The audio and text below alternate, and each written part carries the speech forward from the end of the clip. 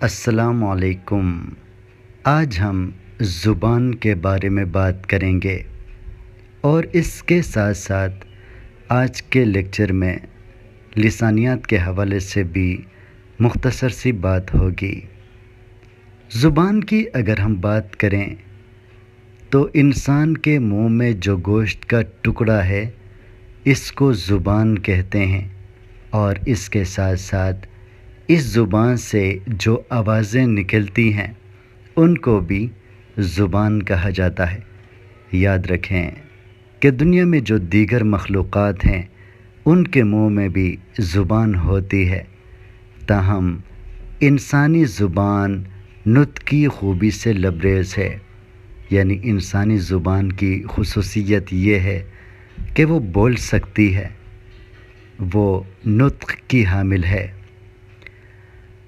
زبان کی اگر ہم تعریف کریں تو بہت ہی آسان اور سادہ الفاظ میں ہم یوں کہہ سکتے ہیں کہ وہ آوازیں اور اشارے جن کی مدد سے انسان ایک دوسرے سے رابطہ کرتے ہیں یا ایک دوسرے سے معلومات کا تبادلہ کرتے ہیں تو اس کو زبان کہا جاتا ہے۔ دنیا میں زبانوں کی تعداد 6000 سے بھی زیادہ ہے۔ یہ زبانیں نئی بنتی بھی ہیں اور زبانیں معدوم بھی ہوتی ہیں۔ زبانیں بہت چھوٹی یعنی بولی کی شکل میں بھی ہیں، اور زبانیں انٹرنیشنل زبانوں کی صورت میں بھی ہیں، اور دنیا میں سب سے زیادہ بولی جانے والی زبان انگریزی ہے۔ یاد رکھیں کہ وقت کے ساتھ ساتھ زبانوں میں تبدیلی بھی ہوتی رہتی ہے۔ بہت سی زبانیں وسعت اختیار کرتی ہیں تو کئی زبانیں جو ہے وہ محدود بھی ہوتی جاتی ہیں۔ زبان کے حوالے سے بات کرتے ہوئے یہ سوال بھی سامنے آتا ہے کہ زبان کی ابتدا کیسے ہوئی؟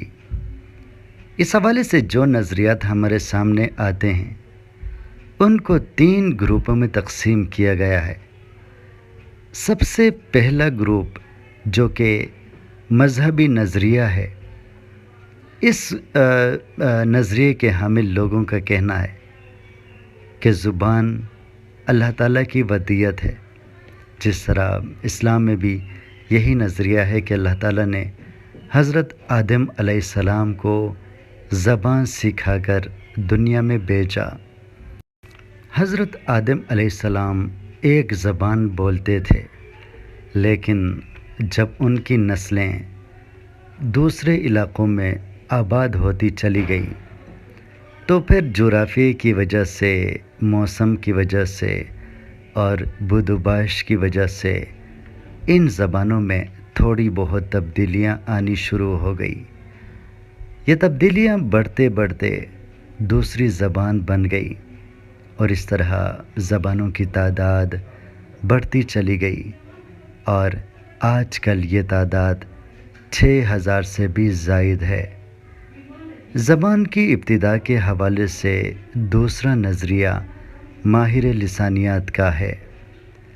لسانیات کے ماہرین مذہب سے ماورا ہو کر یہ نظریہ پیش کرتے ہیں کہ زبان کو اللہ تعالیٰ نے انسانوں کو نہیں سکھایا، بلکہ صرف انسانوں کو صلاحیت عطا کی، اور انسانوں نے ضرورت کے پیش نظر اپنی کوشش کے ذریعے زبان ایجاد کی اور زبان کا آغاز کیا۔ زبان کی ابتدا کے حوالے سے جو تیسرا گروپ ہے ان کے مطابق یہ بھی تقریباً ماہر لسانیات ہی ہیں۔ ان کا خیال ہے کہ زبان انسانی کیفیات کے نتیجے میں بنی۔ مثال کے طور پر جب انسان درد محسوس کرتا تھا یا کسی حادثے کا شکار ہوتا تو اس کے حلق سے الگ آواز نکلتی۔ اس طرح انسان خوش ہو جاتا تو اس کی آواز الگ ہوتی، اور اس طرح انسان جب بہت زیادہ تھک جاتا یا حیرت زدہ ہوتا تو اس کے لیے مختلف آواز ہوتی تھی۔ اسی طرح دھیرے دھیرے ان کیفیات کی وجہ سے انسان نے زبان جو ہے نا ایجاد کرنا شروع کیا، اور یہ ہر کیفیت کے لیے جو مختصر آوازیں ہیں یہ بڑھتے بڑھتے زبان کی شکل اختیار کی، اور اس طرح زبان وجود میں آیا۔ اس طرح دیگر نظریات بھی ہیں جن میں بعض لوگوں کا یہ خیال ہے کہ انسان نے پرندوں کی جو آوازیں ہیں ان کو سننے کے بعد جو ہے خود بھی کوشش کی کہ ان کی طرح آواز نکالے، اور دھیرے دھیرے اس نے زبان جو ہے ایجاد کرنا شروع کیا۔ زبان کی اس طرح ابتدا ہو گئی۔ چاہے زبان کی ابتدا جس طرح بھی ہوئی ہو، لیکن ایک بات کا ہمیں یقین ہے، اور وہ بات یہ ہے کہ انسانوں اور دیگر مخلوقات کی زبان میں کوئی نہ کوئی ایسا فرق ضرور ہے، کوئی نہ کوئی ایسی خوبی انسان کی زبان میں رکھی گئی ہے جس کی وجہ سے یہ زبان جو ہے بولنے میں مہارت رکھتی ہے۔ حالانکہ ابتدا کے بارے میں جو نظریات ہے اس کے مطابق دیگر مخلوقات بھی سنتے ہیں، دیگر مخلوقات بھی سنتی ہیں، اور دیگر جو مخلوقات ہیں وہ بھی مختلف کیفیات میں مختلف آوازیں نکالتی ہیں۔ مثال کے طور پر کوئی جانور جو ہے کسی تکلیف میں مبتلا ہو تو اس کی آواز الگ ہوتی ہے۔ اس طرح صبح کے وقت جو پرندے گیت گاتے ہیں اس وقت ان کی جو آوازیں ہیں وہ مختلف ہوتی ہیں، لیکن صدیاں گزر گئی ہیں کہ ان مخلوقات میں کسی نے بھی جو ہے انسان کی طرح بولنا نہیں سیکھا۔ ہاں، کسی حد تک طوطا جو ہے انسانوں کی نقل ضرور کرتا ہے، لیکن وہ بھی اپنی عقل کا استعمال کرتے ہوئے نہیں بول سکتا، بلکہ انسان جو کچھ کہتا ہے وہ اس کی نقل کرتا ہے۔ اس سے یہ بات سامنے آتی ہے کہ انسان کو نہ صرف بولنے کی صلاحیت دی گئی ہے بلکہ دیگر مخلوقات کے مقابلے میں اس کو عقل بھی دی گئی ہے کہ یہ بولتا بھی ہے، ساتھ ساتھ اپنے جو خیالات ہیں ان کا اظہار بھی کر سکتا ہے۔ اب جس طرح میں نے طوطے کی مثال دی ہے کہ وہ بھی بولتا ہے، لیکن اس میں اتنی عقل نہیں ہوتی یا اتنا شعور نہیں ہوتا کہ وہ اپنی مرضی سے اپنے خیالات کا اظہار کر سکے۔ اب تھوڑی سی بات کرتے ہیں لسانیات کے حوالے سے۔ جو لسانیات کیا ہے؟ لسان زبان کو کہتے ہیں، اور یاد علم کے لیے استعمال ہوتا ہے۔ لسان یاد کا مطلب ہے زبان کا علم، اور یاد رکھیں لسانیات جو ہے یہ زبان کا مطالعہ سائنسی بنیادوں پر کرتی ہے۔ مختصر انداز میں ہم یوں کہہ سکتے ہیں کہ لسانیات زبان کا علم ہے جس میں زبان کا مطالعہ سائنسی بنیادوں پر کیا جاتا ہے۔ اور سوال یہ بھی بنتا ہے کہ لسانیات میں زبان کے کن شعبوں کا یا زبان کے کن حصوں کا مطالعہ ہوتا ہے؟ تو اس کا جواب یہ ہے کہ لسانیات میں ہر حوالے سے زبان کا مطالعہ ہوتا ہے، یہاں تک کہ زبان کا مطالعہ کرتے کرتے انسانوں کے بارے میں بھی تحقیق کی جاتی ہے، اور چونکہ یہ انسانوں کی زبان ہے اسی لیے انسانوں پر تحقیق، انسانوں کا مطالعے سے زبان کو سمجھنے کی کوشش کی جاتی ہے۔ اس میں زبان کی ماہیت اور اس کی بنیاد کا بھی مطالعہ ہوتا ہے۔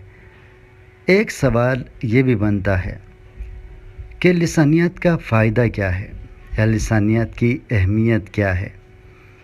اس کا جواب یہ ہے کہ انسانی زبان ہونے کی حیثیت سے زبان کو سمجھنا بہت زیادہ ضروری ہے، کیونکہ جس طرح انسان کی زندگی اہم ہے اسی طرح انسانی زبان بھی بہت زیادہ اہم ہے۔ لسانیات کی وجہ سے، لسانیات کی تحقیقات کی وجہ سے دوسری زبان سیکھنے میں بھی مدد ملتی ہے، کیونکہ جو ماہرین لسانیات ہیں وہ تحقیق کے ذریعے انسانوں کو بتا دیتے ہیں کہ دوسری زبان سیکھنے کے لیے آپ کو کیا کرنا ہوگا۔ مثال کے طور پر پہلے زمانے میں لوگوں کی کوشش ہوتی تھی کہ وہ دیگر جو زبان ہے اس کو سیکھنے کے لیے جملوں کو یاد کریں، جملوں کا رٹا لگائیں، اور اسی طرح وہ تمام جملوں کو یاد کرتے تھے اور پھر اس کے ذریعے جو ہے دوسری زبان وہ سیکھ لیتے تھے۔ لیکن ماہر لسانیات نے لوگوں کو بتایا کہ اگر آپ کسی بھی زبان کے قواعد، گرامر اور بنیادی چیزیں سیکھ لو تو آپ اپنی طرف سے بہت سے جملے بنا سکتے ہو۔ اس لیے کسی بھی زبان کو رٹا لگانے کی ضرورت نہیں ہے، بس اس کی جو بنیادی چیزیں ہیں، جو قواعد ہیں، جو گرامر ہیں، ان کو سیکھا جائے۔ جب آپ ان کو سیکھ لیتے ہیں تو پھر جملے آپ خود ہی بنا لیتے ہیں۔ تو اس سے لوگوں کے لیے آسان ہو گیا کہ وہ دوسری زبان کو سیکھیں۔ جس طرح ہم تعلیمی اداروں میں جب انگریزی بچوں کو سکھاتے ہیں تو اس کا گرامر ان کو سکھاتے ہیں، اور جو بنیادی قواعد ہوتے ہیں وہ ان کو سکھا دیتے ہیں، اور باقی جو ہے بچے خود ہی جملے بنا لیتے ہیں۔ اور لسانیات کے ذریعے ایک فائدہ یہ بھی ہوتا ہے کہ جو بے زبان لوگ ہیں، جو بول نہیں سکتے، ان کا علاج بھی ہوتا ہے۔ یعنی اس میں تحقیقات کی جاتی ہیں کہ جی یہ جو بچہ ہے یہ کیوں نہیں بول رہا، کیا یہ سن نہیں پاتا اس لیے نہیں بول رہا، یا پھر کوئی اور مسئلہ ہے۔ تو تحقیقات کے نتیجے میں پھر وہ وجہ سامنے آ جاتی ہے کہ وہ آخر کیوں نہیں بول پاتا، تو پھر اس کا علاج بھی آسان ہو جاتا ہے۔ اور لسانیات کی وجہ سے تدریس میں بھی آسانی ہوتی ہے۔ جو لوگ زبان کے بارے میں علوم پڑھاتے ہیں، وہ جب لسانیات کا مطالعہ کرتے ہیں تو ان کے لیے ان کو رہنمائی ملتی ہے کہ وہ طالب علموں کو کس انداز سے زبان کے بارے میں پڑھائیں گے تاکہ وہ زیادہ سے زیادہ مؤثر طور پر زبان کو سیکھ سکیں۔ لسانیات کے بارے میں بات کرتے ہوئے یہ بھی میں آپ کو بتاؤں کہ مغرب میں لسانیات پر بہت زیادہ توجہ دی جاتی ہے، اور وہاں پہ جو ہے اس حوالے سے تحقیقات بھی کی جاتی ہیں۔ لیکن بدقسمتی سے ہمارے ہاں جو ہے لسانیات اتنا رواج اب تک نہیں پائی۔ کسی حد تک اس کو نصاب میں بھی شامل کیا گیا ہے۔ اعلیٰ جو جماعتیں ہیں یا یونیورسٹی میں انسان جب پہنچ جائے تو لسانیات کا ضرور مطالعہ کرتا ہے، اور اس کے لیے جو ہے اس کے لیے پیپر بھی دینا پڑتا ہے۔ لیکن اس حوالے سے کوئی زیادہ پیش رفت ہمارے ہاں نہیں کی گئی ہے۔ حالانکہ زبان کے حوالے سے، ادب کے حوالے سے ہمارے ہاں کافی سرمایہ جمع ہے۔ شاعری کو اگر آپ دیکھیں، افسانے کو آپ دیکھیں، دیگر اصناف کو آپ دیکھیں، تو اس میں ہم مغرب کا مقابلہ کرتے ہیں، بلکہ بعض چیزوں میں ہم ان سے بھی آگے ہیں۔ لیکن لسانیات میں ذرا ہم پیچھے ہیں۔ اس حوالے سے مؤثر کتابیں ہمارے سامنے نہیں ہیں، اور جو کتابیں دستیاب ہیں ان کو سمجھنا بھی تھوڑا سا مشکل ہے۔ مشکل اس لیے ہے کہ جنہوں نے لکھا ہے وہ مواد کو جو مغربی اہل زبان ہے یا مغربی ماہر لسانیات ہیں ان سے اخذ کیے ہیں، اور کچھ باتیں تو ایسی ہوتی ہیں کہ بالکل ہو بہو ان کی کاپی کی گئی ہے، جس کی وجہ سے ان کو سمجھنا ذرا مشکل ہوتا ہے۔ لیکن امید قوی ہے کہ مستقبل میں جو ہے اس حوالے سے کتابیں سامنے آ جائیں گی، اور لسانیات کے شعبے میں بھی علمی سرمایہ جمع ہوگا۔ تو آج کے لیے اتنا ہی، دوبارہ حاضر ہوں گے۔ اللہ حافظ۔